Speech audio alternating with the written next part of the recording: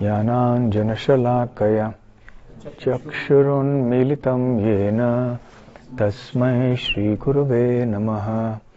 श्रीचैतन्यमनोभीष्टं स्थापितं येन भूतले स्वयं रूप कदा मह्यं ददाति स्वपदान्तिकं।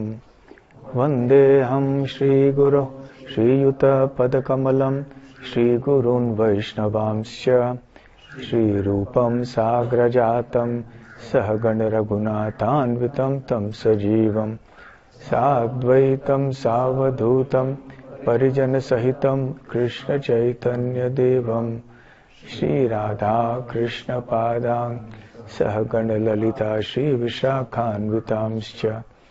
नमो ॐ विष्णुपादाय कृष्णप्रेष्ठाय भूतले श्रीमते भक्तिवेदान्त स्वामिनिति नामिने। नमस्ते सारस्वते देवे गौरवाणी प्रचारिणे निर्विशेष शून्यवादी पाश्चात्य देशतारिणे। मूकं करोति वाचालं पंगुं लंघायते गिरिं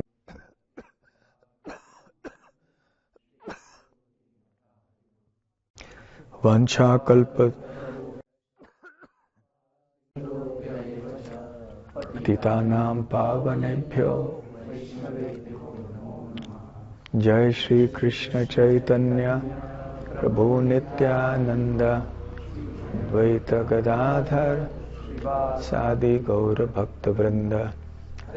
कृष्णा कृष्णा कृष्णा हरे हरे राम हरे राम राम राम हरे हरे। हरे कृष्णा।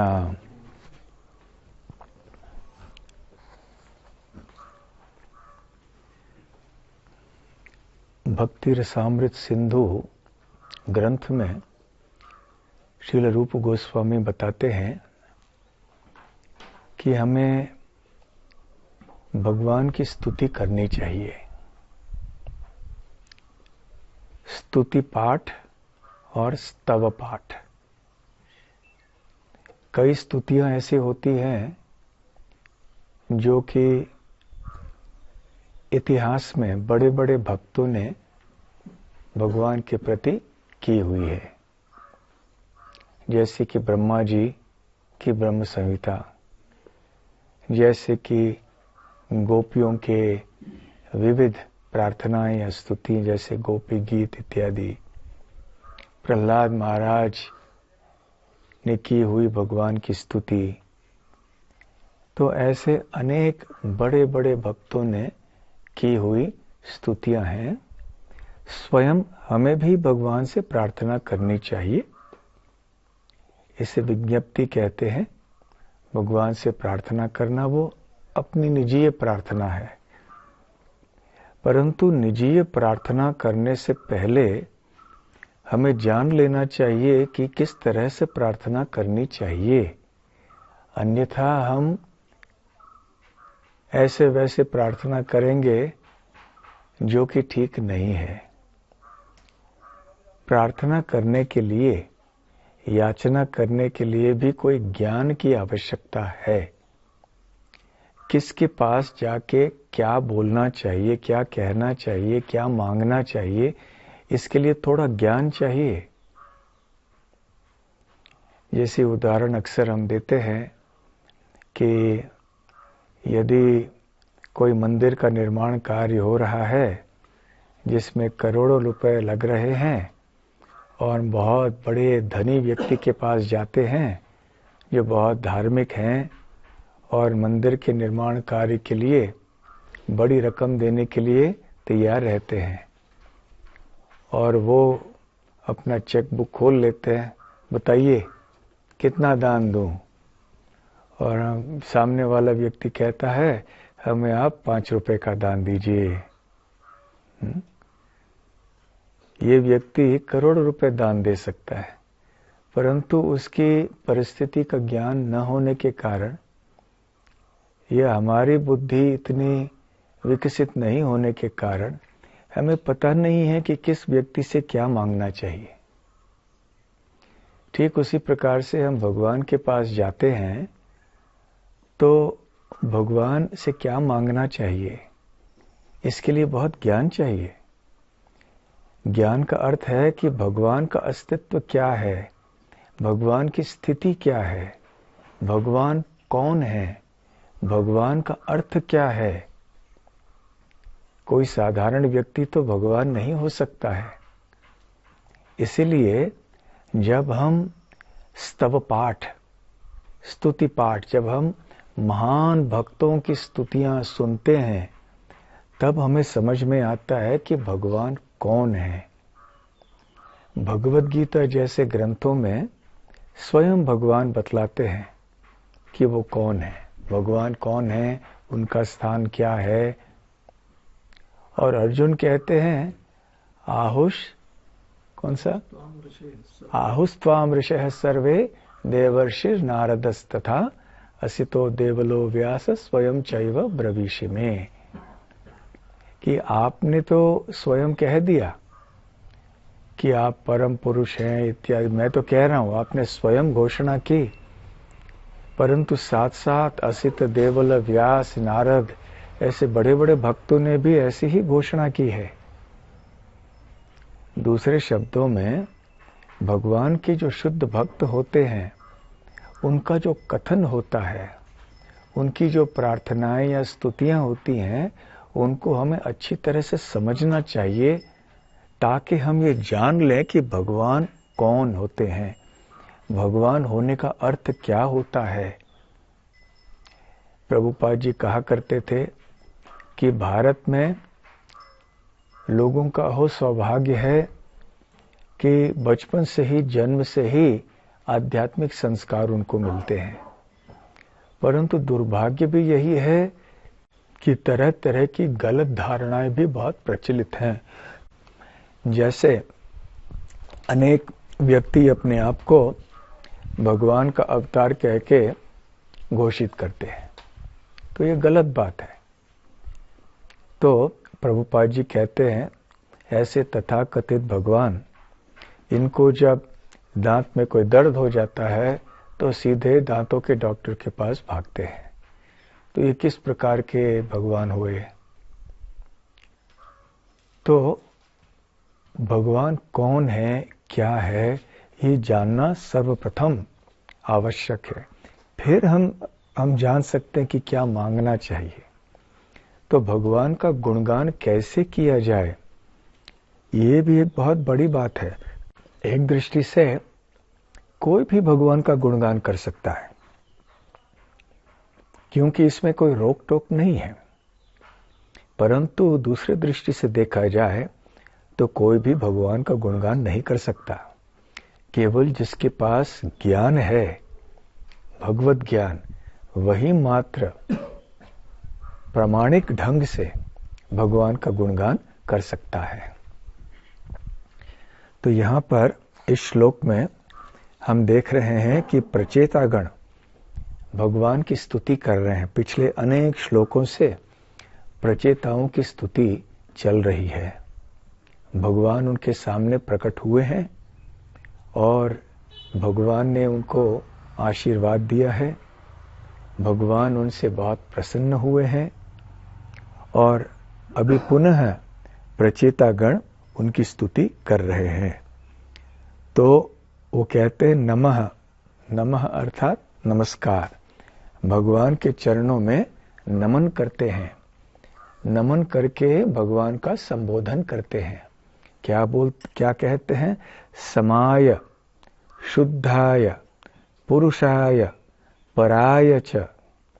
आय मतलब उन आप जिनके की, समाय अर्थात उनके जो कि सम हैं, समदर्शी हैं, समभाव हैं।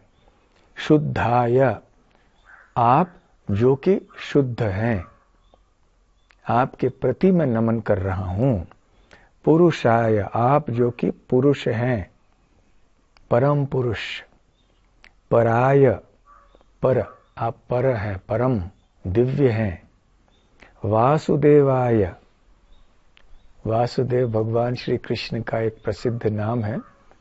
वासुदेव शब्द का अर्थ है जो सर्वव्यापी है। तो वासुदेवाय मतलब आपको जो कि वासुदेव हैं, जो सर्वव्यापी हैं। सत्वाय आपको हम नमन कर रहे हैं जो कि सत्व हैं, जो दिव्य पद को प्राप्त हैं, बल्कि दिव्य पद में सदैव स्थित रहते हैं। तुभ्यम भगवते नमः। इसलिए आपको हम सबका सादर नमस्कार। तो इस एक श्लोक से भगवान की जानकारी हमें दी गई है कि भगवान के गुण क्या हैं। कोई भी व्यक्ति अपने गुणों के द्वारा जाना जा सकता है, तो भगवान के भी अनंत दिव्य गुण हैं जिनके द्वारा वो जाने जा सकते हैं। तो जब हम भगवान के गुणों के बारे में श्रवण करते हैं, अध्ययन करते हैं, तब हमें एक कल्पना मन में होती है कि हाँ भगवान ऐसे हैं। नहीं तो हर एक व्यक्ति मनमाने ढंग से विचार करेगा कि भगवान कौन है क्या नहीं है। इसलिए ऐसे अधिकृत सूत्रों से हमें सुनना चाहिए कि भगवान कौन है। समाय, सम अर्थात सद्भाव, समभाव रखने वाले। भगवान भेदभाव नहीं करते हैं। जैसे कि श्रील प्रभुपाद जी यहाँ तात्पर्य में लिखते हैं, समोहम सर्वभूतेषु न मे द्वेष्योस्ति न प्रियः। ये भगवद गीता का श्लोक है जिसमें भगवान श्री कृष्ण कहते हैं, ना मेरा कोई मित्र है, ना मेरा कोई दुश्मन है। न मैं द्वेष्यो अस्ति न प्रिय, न मैं किसी से द्वेष करता हूं न किसी से प्रेम करता हूं। वास्तव में भगवान सबसे प्रेम करते हैं, परंतु भौतिक स्तर पे ऐसे कोई पक्षपात भगवान नहीं करते हैं। अब जब हम श्रीमद् भागवतम पढ़ते हैं या अन्य पौराणिक कथाओं को सुनते हैं, तो ऐसे सुनने में आता है, पढ़ने में आता है कि असुर और देव, इनके बीच में अनादिकाल से युद्ध चलता है। कभी शांति का समय होता है तो कभी युद्ध हो जाता है। जब युद्ध हो जाता है तो कभी कभी देवगण जीत जाते हैं, कभी कभी असुर जीत जाते हैं। जब असुर जीत जाते हैं तो देवता क्या करते हैं? भगवान के पास जाते, उनका शरण ग्रहण करते हैं। तो और भगवान उनकी ओर से आके असुरों को परास्त करते हैं और देवताओं को फिर से स्वर्गलोक आदि में स्थित करा देते हैं। तो ऐसी जो घटनाएं हुई, परीक्षित महाराज ने शुकदेव गोस्वामी से सुने। फिर उनके मन में एक संशय उत्पन्न हुआ कि भगवान तो परम है, जैसे यहां बताया गया है परायच। पर आध्यात्मिक अर्थात वो भौतिक स्तर में स्थित नहीं है, तो फिर वो पक्षपात क्यों करते हैं?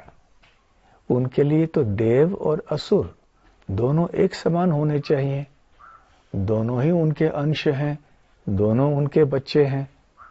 तो फिर वो देवताओं का पक्ष लेकर असुरों के विरोध में काम क्यों करते हैं? तो ये पक्षपाती स्वभाव तो भगवान को शोभा नहीं देता। तो ये संशय मेरे मन में है कि भगवान पक्षपात क्यों करते हैं। तो शुकदेव गोस्वामी राजा परीक्षित को समझाते हैं कि भगवान परम होने के कारण, आध्यात्मिक स्तर में स्थित होने के कारण, भौतिक अवस्था के सदैव परे होने के कारण कभी भी पक्षपात नहीं करते हैं। पक्षपात कौन करते हैं? जो कि भौतिक प्रकृति के 3 गुणों के अधीन हैं। विशेष करके जो रजोगुण और तमोगुण में होते हैं, कभी कभी सात्विक लोग भी पक्षपात करते हैं, परंतु क्योंकि भगवान इन गुणों से परे हैं, पक्षपात का लेश मात्र भी प्रभाव उनके चित्त में नहीं है। समभाव रखते हैं वो। तो जैसे काल का प्रवाह है, उसके अनुसार कभी कभी देवों का विजय होता है, कभी असुरों का। जैसे जैसे गुणों का प्रभाव है, वैसे वैसे देवों का या असुरों का विजय होता है। जब तमगुण प्रधान होता है तो राक्षस शक्तिशाली बन जाते हैं। जब रजोगुण की प्रधानता होती है तो असुरगण शक्तिशाली हो जाते हैं। जब सत्वगुण की प्रधानता होती है तो फिर देवगण शक्तिशाली हो जाते हैं। तो इस भौतिक सृष्टि में ये तीनों गुण जो है आपस में मिलते जुलते हैं, मिश्रित अवस्था में रहते हैं। कभी सत्व की प्रधानता होती है तो कभी रजो की, तो कभी तमो की, और उसके ऊपर काल। इसलिए सुखदेव गोस्वामी समझाते हैं राजा परीक्षित को कि इसमें भगवान का कोई हाथ नहीं है। ऐसा नहीं है कि भगवान पक्षपात कर रहे हैं। हर एक जीव को यह भौतिक जगत में काल के अनुसार, भौतिक प्रकृति के अनुसार जीना पड़ता है। इसलिए भगवान तो सबको प्रेम करते हैं। इस प्रकार से सुखदेव गोस्वामी परीक्षित महाराज का जो संशय है उसका निवारण करते हैं। तो यह है समभाव, समाय, सम। फिर है शुद्धाय, कि भगवान सदैव शुद्ध रहते हैं। शुद्ध रहने का अर्थ क्या है? जो कभी पाप कर्मों द्वारा दूषित नहीं होते हैं। वैसे शारीरिक दृष्टि से हम स्वच्छता की बात करते हैं और मानसिक और आंतरिक दृष्टि से भी शुद्धता की बात करते हैं। तो हमें चाहिए कि हम दोनों बाह्य दृष्टि से, बाह्य स्तर पे और आंतरिक स्तर पे पवित्र या स्वच्छ रहें। बाह्य स्तर पे हम स्वच्छ रहते हैं, स्नान करके, स्वच्छ कपड़े पहन के, स्वच्छ स्थान में रह के इत्यादि, और अपने अंतःकरण को हम शुद्ध रखते हैं शुद्ध संग से और आध्यात्मिक क्रियाओं का पालन करके, जैसे कि भगवान के नाम का जप है, वैदिक शास्त्रों का श्रवण अध्ययन आदि है इत्यादि। तो हम शुद्ध बन सकते हैं। परंतु भौतिक जगत में अनादि काल से रहने के कारण हम अशुद्ध हो गए हैं। अब शुद्धिकरण की क्रिया जो है वो दीर्घकालीन प्रयास है। अनेक जन्मों से ये प्रयास चल रहा है। इसलिए शास्त्रों में संस्कारों की विधि बताई गई है। संस्कार अर्थात शुद्धिकरण की क्रियाएं, जिसके द्वारा जो अनेक जन्मों से जो एकत्र हुए जो पाप कर्म हैं, जो दुर्गुण हैं, आंतरिक जो गंदगी है, वो धीरे धीरे से धुल सकती है। परंतु भगवान के लिए ऐसा नहीं है। भगवान सदैव दिव्य अवस्था में रहते हैं, इसलिए सदैव शुद्ध रहते हैं। पाप उनका स्पर्श भी नहीं कर सकता, यहां तक भी कि पुण्य भी स्पर्श नहीं कर सकता, क्योंकि पाप और पुण्य दोनों ही भौतिक स्तर में ही रहते हैं। जो पुण्य कार्य करते हैं उनको भौतिक सुख मिलता है, जो पाप काम करते हैं उनको कष्ट या दुख मिलता है। तो पाप कर्म किससे होता है? क्यों व्यक्ति पाप करता है? बताइए। भक्ति रसामृत सिंधु में रूप गोस्वामी क्या बताते हैं? व्यक्ति को कष्ट होता है, क्लेश, दुख होते हैं जीवन में। ये क्लेश क्यों आते हैं? पाप कर्म करने से। तो पाप कर्म व्यक्ति क्यों करता है? हाँ?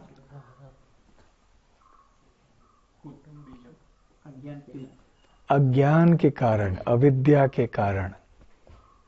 क्योंकि व्यक्ति के हृदय में संपूर्ण ज्ञान नहीं होता है, इसलिए उसके अंदर जो पाप करने की प्रवृत्ति है वो बहुत तीव्र होती है। और जब वो ज्ञान का परिवर्तन विज्ञान में हो जाता है, तब उसका हृदय वास्तव में शुद्ध हो जाता है। परंतु भगवान सदैव ऐसे पवित्र स्थान में स्थित होने के कारण वो कभी भी अशुद्ध नहीं होते। पाप का स्पर्श करने का प्रश्न ही नहीं है। श्रील प्रभुपाद जी उपमा देते हैं सूर्य की। जब हम लोग किसी अशुद्ध स्थान में जाते हैं या किसी अशुद्ध वस्तु का स्पर्श करते हैं, कोई गंदे स्थान में गए हम, या गंदे वस्तु का हमने गलती से स्पर्श कर दिया, तो हम अशुद्ध हो जाते हैं और हमें स्नान करना पड़ता है। और सूरज की किरणें वो भी उसी गंदे स्थान का स्पर्श करते हैं, वो भी उसी गंदी वस्तु का स्पर्श करते हैं, परंतु सूरज अशुद्ध नहीं हो जाता। बल्कि सूरज की इतनी शक्ति है कि अपने किरणों के द्वारा वो उस गंदे चीज को भी शुद्ध कर देता है और स्वयं शुद्ध रहता है। तो ये सूरज की शक्ति है।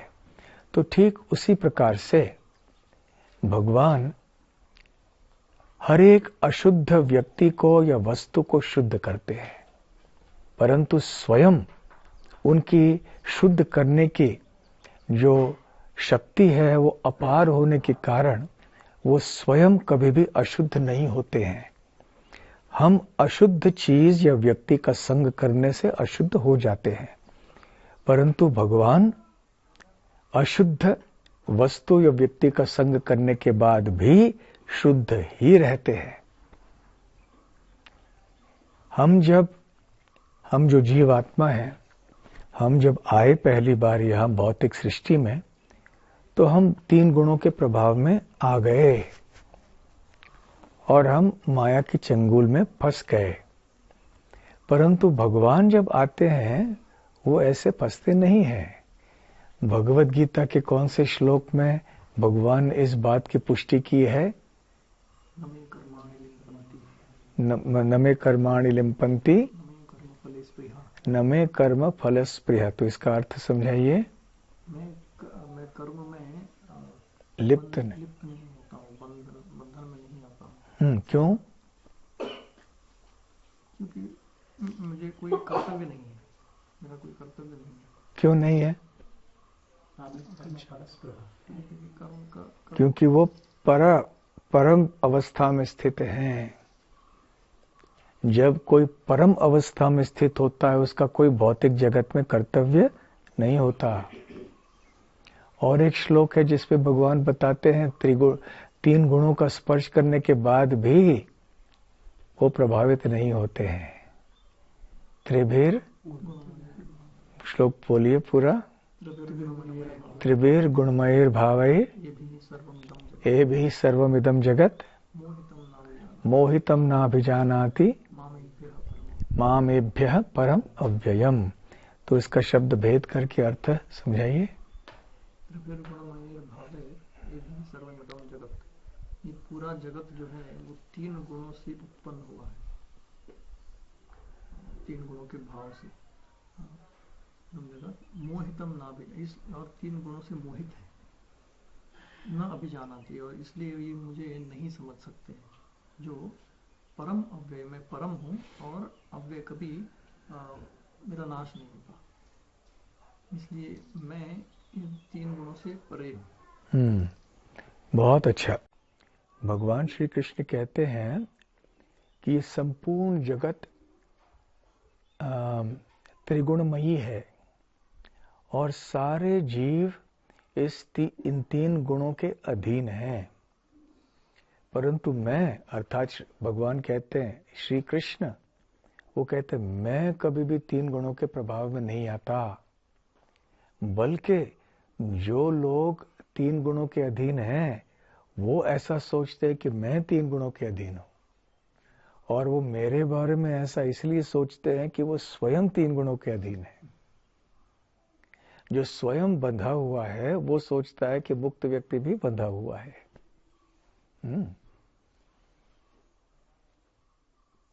एक बार एक भक्त वो चुटकुला सुना रहे थे कि राजा अपने राज्य के विभिन्न विभागों में जाता है देखने के लिए कि सब कार्य ठीक ठाक चल रहा है कि नहीं। तो एक बार वो अपने जेल में गया, कारागृह में गया देखने के लिए कि जो कैदी हैं, गुनहगार हैं, उनका ख्याल कैसे रखा जा रहा है। तो वो अंदर गए देखने के लिए। तो कैदियों ने सोचा कि ये भी हमारी तरह ही है, ये नया कैदी कोई आ गया।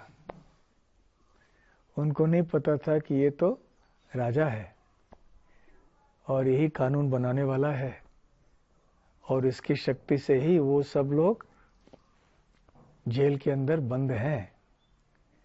क्योंकि वो जेल के अंदर बंद हैं और वो देख रहे हैं कि ये व्यक्ति अंदर आ रहा है, तो ये भी हमारे जैसे ही होगा, ये भी कैदी ही होगा।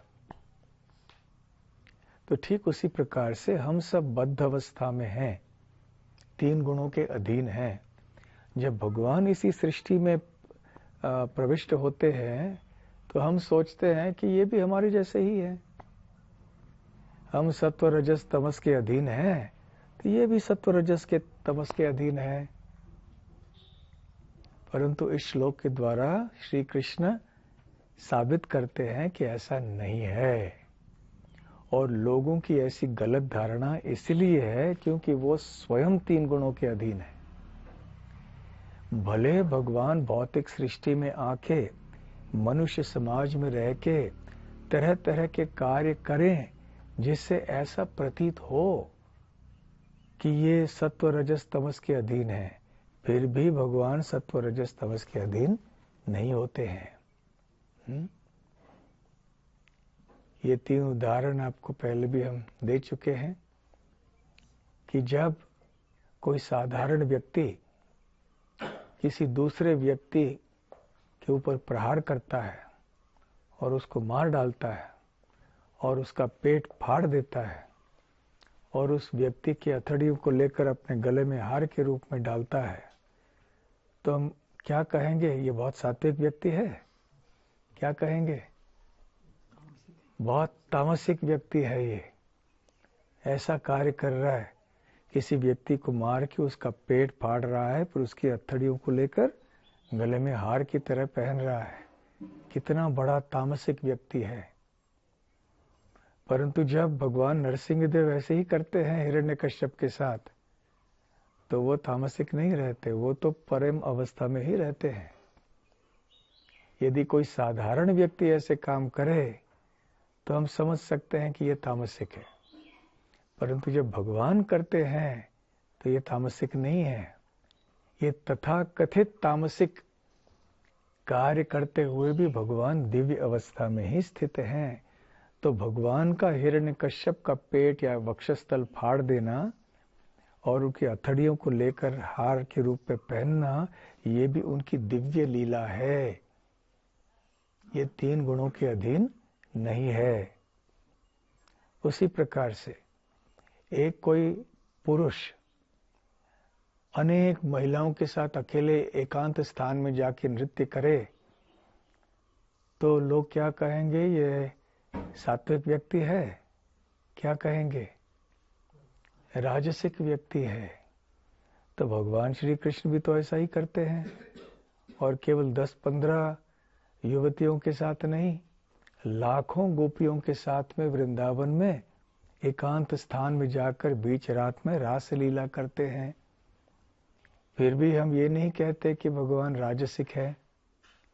कोई साधारण व्यक्ति ऐसा करे तो वो राजसिक हो जाता है, परंतु भगवान श्री कृष्ण करते हैं तो ये उनकी दिव्य लीला है।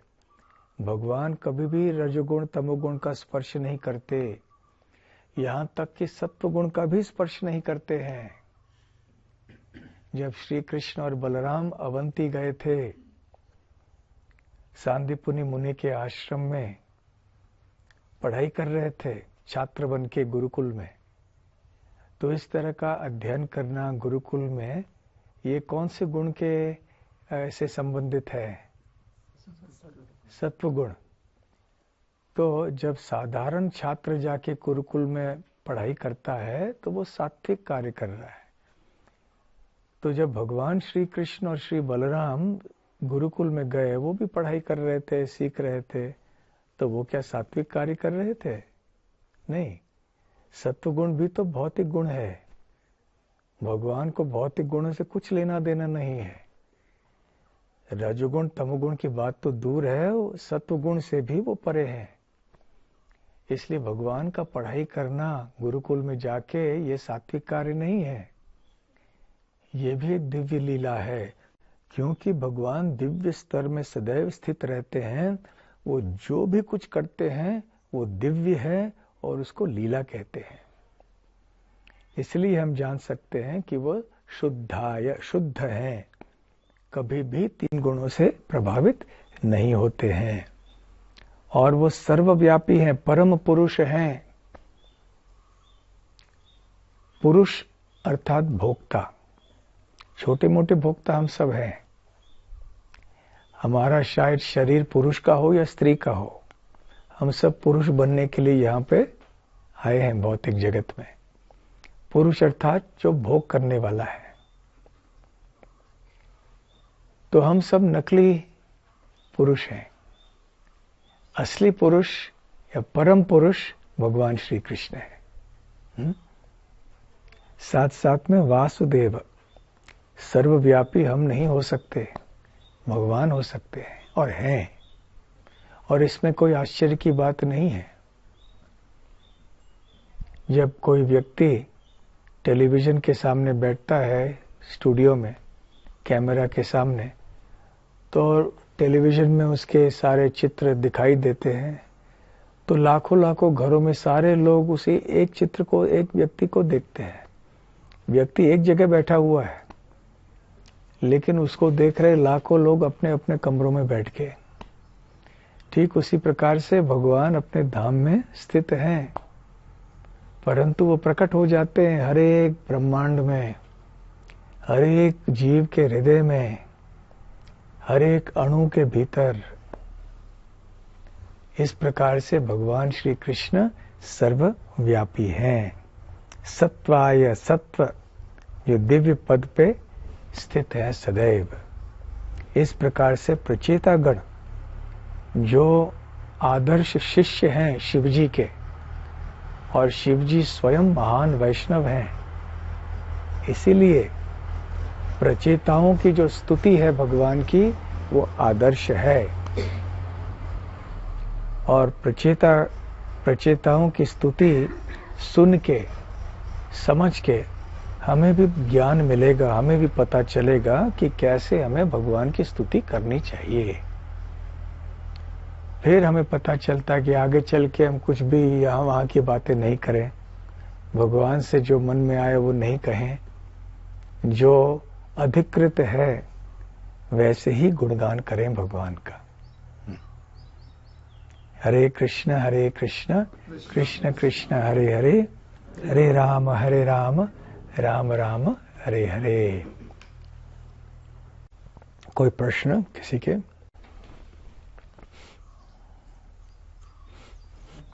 जैसे भगवान 3 गुणों से परे है और उनके कार्यों को भगवान 3 गुणों से परे है और उनके कार्यों को लीला कही जाती है, तो क्या शुद्ध भक्त भी 3 गुणों से परे होता है, तो उनको कार्यों को भी लीला? तो प्रश्न ये है कि भगवान 3 गुणों के परे हैं, इसलिए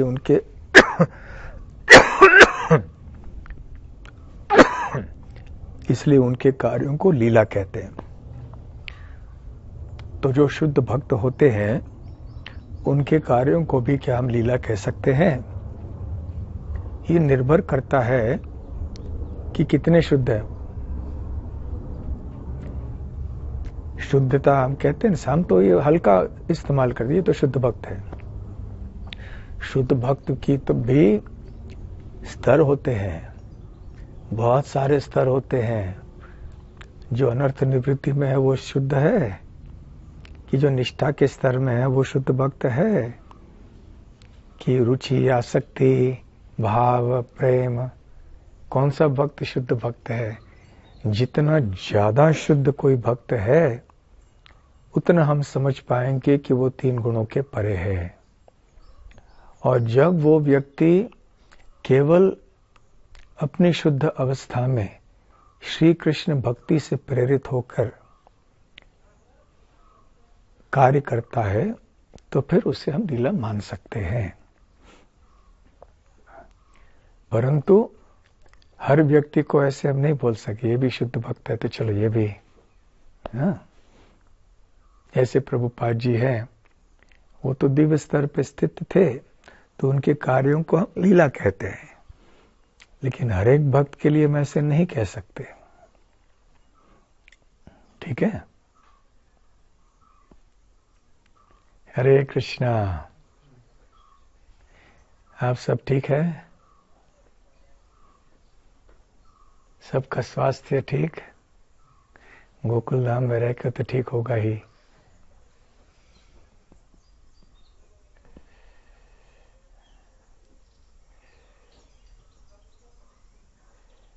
आज कोल्हापुर से यहाँ हरीश, अमन और ऐश्वर्य आए हैं।